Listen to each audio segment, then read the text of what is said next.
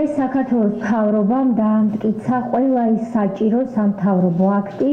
რომელიც პირდაპირ გამომდინარეობს მიწის რეგისტრაციის რეფორმის იმ მასშტაბური კანონიდან, რომელიც საქართველოს პარლამენტმა ჩვენი ინიციატივით მიიღო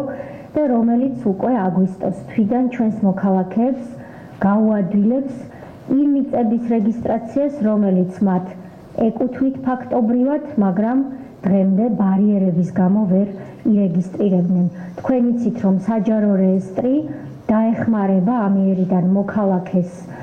რეგისტრაციაში ხარვეზების მოსახსნელად, მომსახურება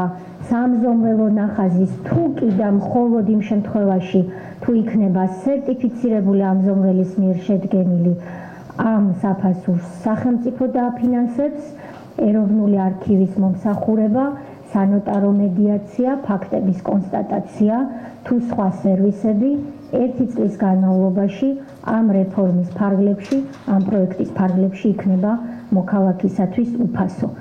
ამიერიდან ჩვენ უკვე შევუდგებით იმპლემენტაციას რეფორმის, რადგან სამთავრობო აქტები გამოცემულია, გამოიცემა უკვე მინისტრების შესაბამისი ბრძანებები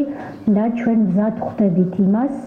რომ ვისაც კიდევ ერთხელ ვიმეორებ ფაქტობრივად ეკუთვნის მიწა, მაგრამ ვერ ირეგისტრირებდა მარტივად დაირეგისტრიროს. ეს რეფორმა, რა თქმა უნდა, არ ნიშნავს იმას, რომ თუ კი ჩვენ არ ვართ ფაქტობრივად მიწის მესაკუთრე, რომ ვინმეს რაიმე ახალი ქონება გადაეცემა საკუთრებაში. ეს რეფორმა ნიშნავს იმას, რომ მარტივად დავირეგისტრიროთ ის, რაც გვეკუთვნის, მაგრამ დღემდე ვერ ვირეგისტრირებდით.